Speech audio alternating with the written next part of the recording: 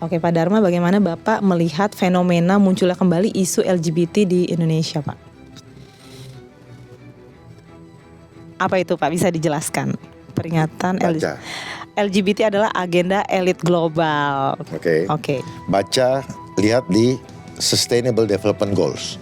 Makanya goalsnya warnanya warna pelangi. Ya, udah. Ikan busuk dari kepala. Siapa kepala kita? Maka LGBT bisa diatasi. Kalau ada kalangan yang menjadikan Amerika sebagai referensinya dalam berpikir, saya memilih untuk menjadikan Rusia sebagai referensi saya untuk berpikir. Kenapa Bapak memilih Rusia? Ya. Rusia itu per hari ini memposisikan LGBT sebagai terorisme global. Itu Rusia. Selama ini kan LGBT ini selalu berlindung di bawah tameng hak asasi manusia. Sementara negara kita berlandaskan pada Pancasila. Bagaimana Pak Kiai melihat itu? Ya, hak asasi manusia itu tidak boleh juga prakteknya melanggar hak asasi orang lain. Tadi, LGBT bukan hanya perbuatan yang diharamkan, tetapi dia akan menjadikan perbuatan yang mengancam keberlanjutan manusia. Berarti perilaku LGBTQ ini bisa menular, Pak?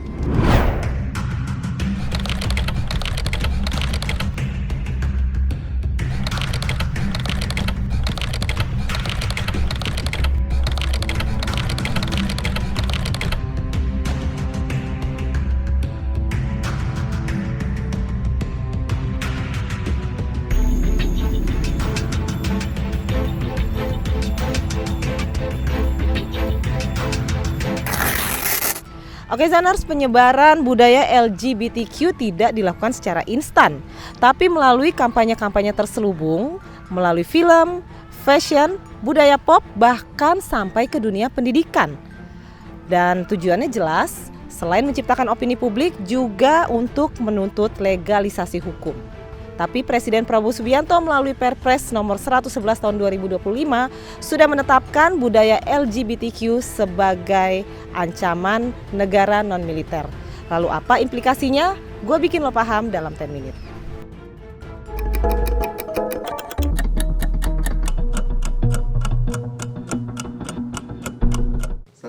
Oke Pak Dharma, bagaimana Bapak melihat fenomena munculnya kembali isu LGBT di Indonesia, Pak?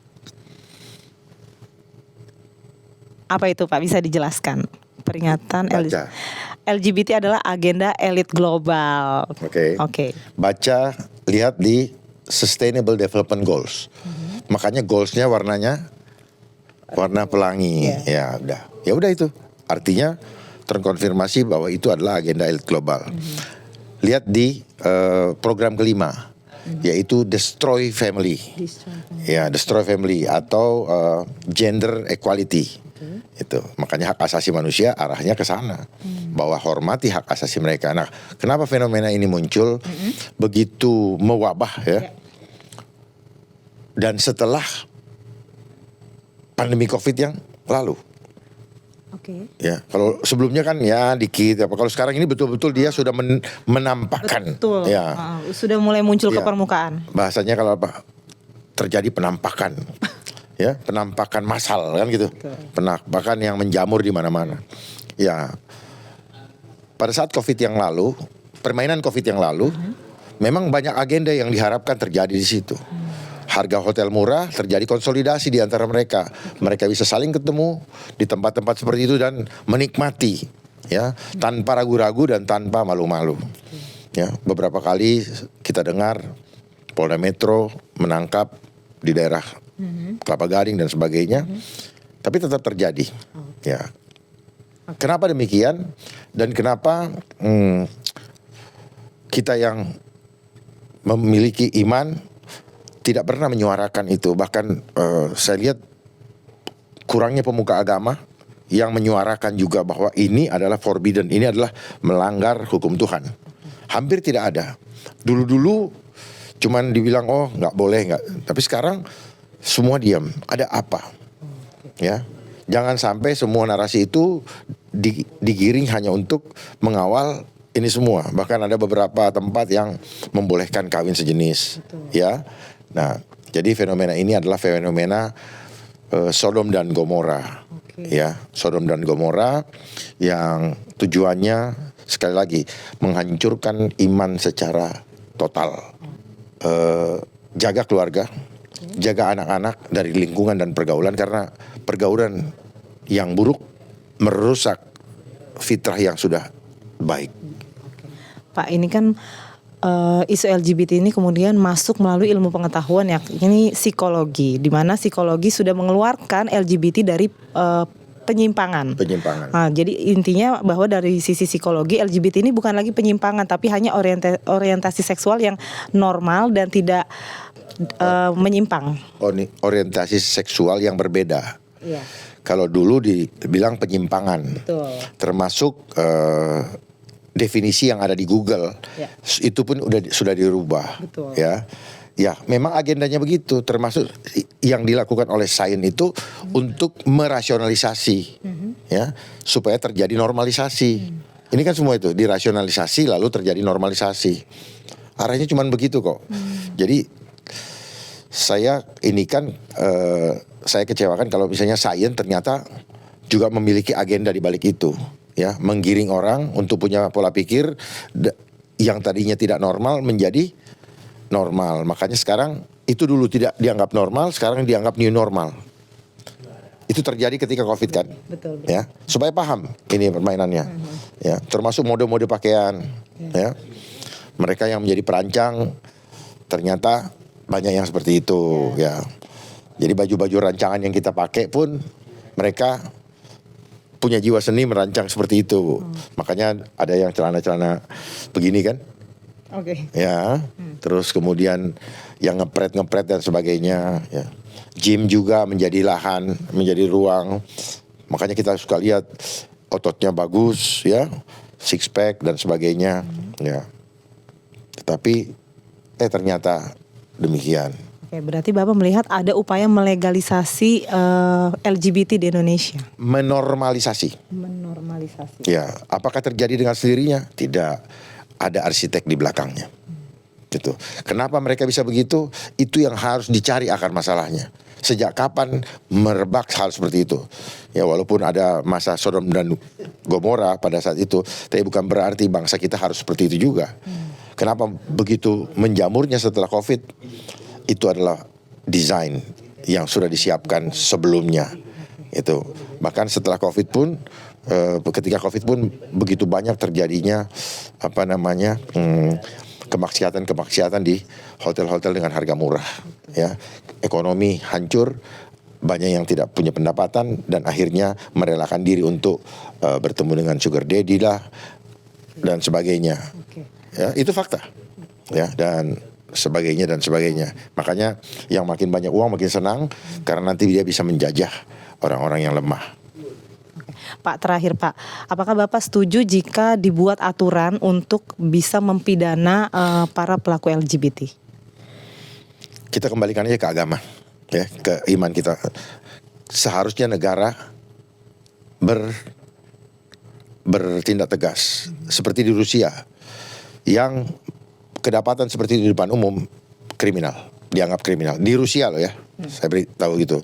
Termasuk ini chemtrail yang seperti itu juga kriminal. Termasuk GMO, makanan-makanan yang di kimia, genetic modified organism, itu juga dianggap kriminal oleh Presiden Putin.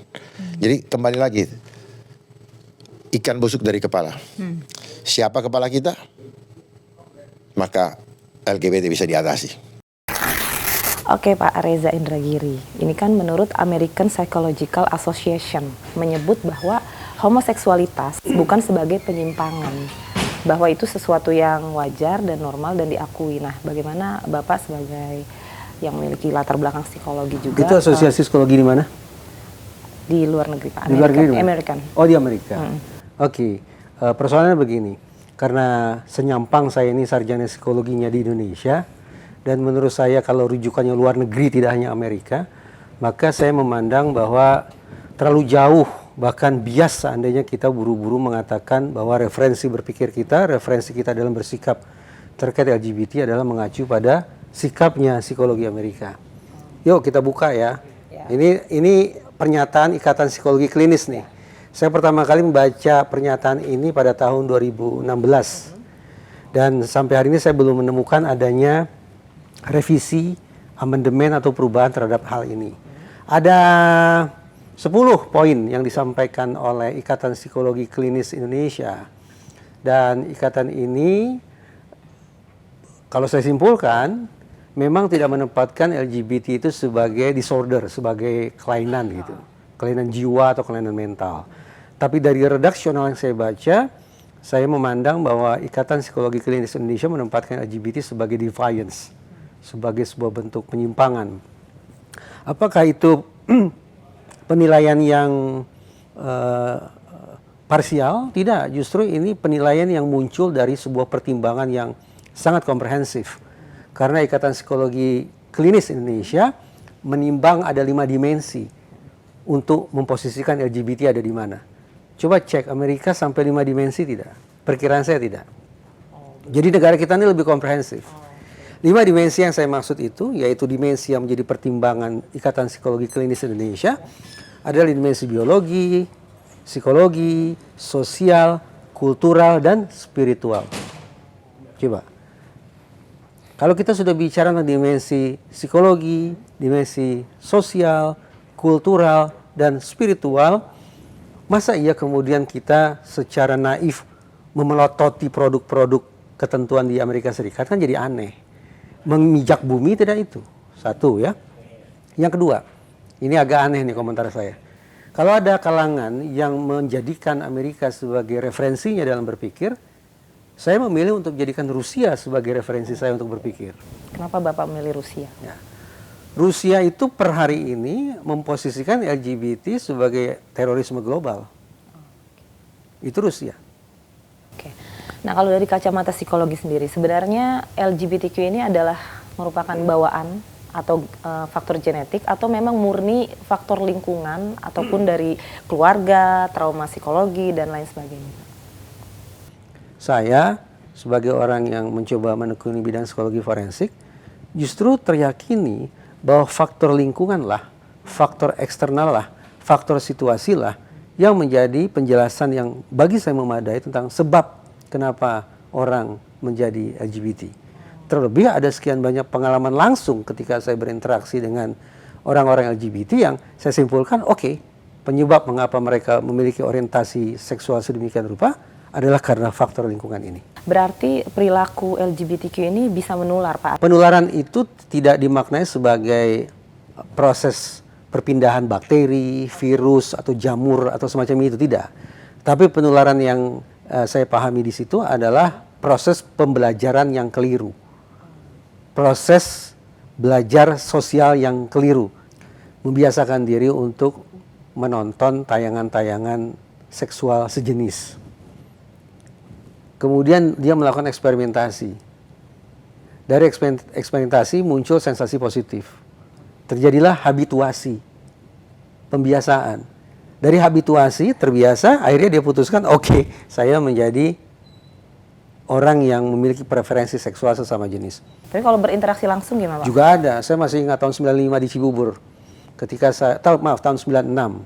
Ketika saya akan diberangkatkan ke Australia, salah satu junior memberikan testimoni bahwa dia adalah orang yang memiliki preferensi seksual sesama jenis.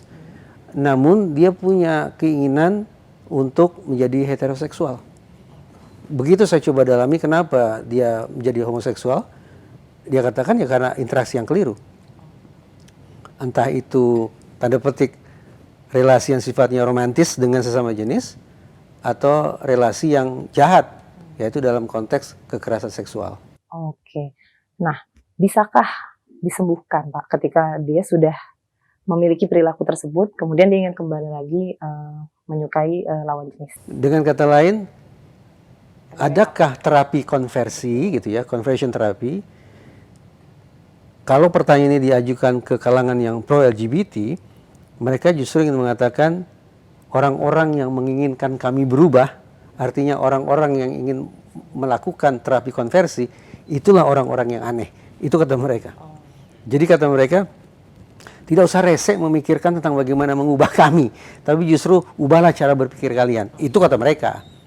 Memungkinkan Pak untuk Memungkinkan untuk menggalikan orang-orang dengan orientasi dan perilaku seksual menyimpang kembali ke orientasi dan perilaku yang benar. Oke, Pak Kiai, seperti apa sih Islam memandang perilaku LGBT? Ya, sesungguhnya Islam sudah jelas untuk LGBT adalah suatu perbuatan yang menyimpang, yang tidak dibenarkan di dalam agama. Yang kedua, Islam memandang bahwa orang lain yang berbuat, ya, maka akan semua kena azabnya.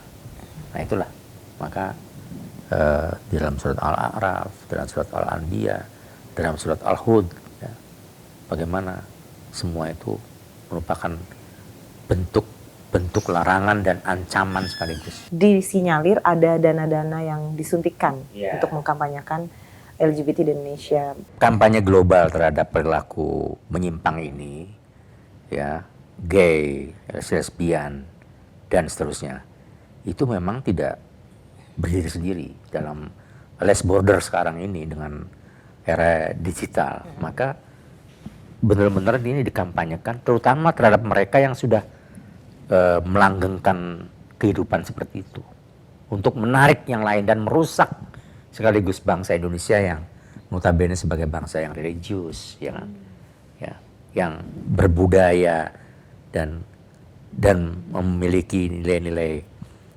religius. Nah ini sengaja dirusak. Semasif itu? Iyalah, untuk mendapatkan pengakuan. Oh, artinya? Itu kan? Artinya tujuan utamanya adalah legalisasi. Iya dong, penting itu. Buat mereka semakin banyak pengikutnya dan itu dari Indonesia, yang notabene tadi negara yang religius, maka makin mendapatkan pengakuan. Kalau sudah mendapat pengakuan, next step-nya mereka minta legalisasi di PBB misalnya kan? Oke Pak, dengan adanya Perpres terbaru Pak soal LGBTQ itu bagaimana kemudian nanti penindakannya sendiri? Apakah nanti perlu ada aturan perundang-undangannya atau seperti apa? Ke depan menurut saya memang untuk memberikan kepastian ya dan memberikan penegasan, maka perlu dicantumkan dalam suatu undang-undang yang itu tentunya tetap harus mengakomodir ya bagaimana landasan filosofis, sosiologis dan yuridis kan itu. Jadi misalnya ya kalau ada praktek seperti itu dianggap sesuatu penyimpangan, bagaimana negara hadir untuk mengatasinya. Jadi tidak sekedar melarang kan. Ukurannya itu apa? Apakah ketika dia terdeteksi sebagai LGBTQ dia bisa ditindak secara pidana atau harus dilihat dulu tindakannya apakah melanggar pidana? Nantinya ini kan jadi benturan dalam masyarakat juga Pak kalau ukurannya tidak terlalu spesifik gitu. Nah kalau misalnya dalam konteks ini ada orang yang memang secara niat jahat, secara mensrea pengen mengembangkan budaya tersebut itu, maka harus ada pendidikan tegas gitu. Jadi dilihat pada aspek mensreanya dan aktus reusnya gitu loh. Jadi kalau yang diberikan hukuman adalah yang punya niat jahat kan gitu, tidak sekedar perbuatan jahatnya. Artinya upaya-upaya terselubung ataupun secara halus misalnya lewat open discussion, kampanye-kampanye lewat tema-tema kekinian, lewat mental health yang mungkin ada unsur-unsur mengarah pada ajakan ataupun sosialisasi soal LGBTQ itu bisa nantinya.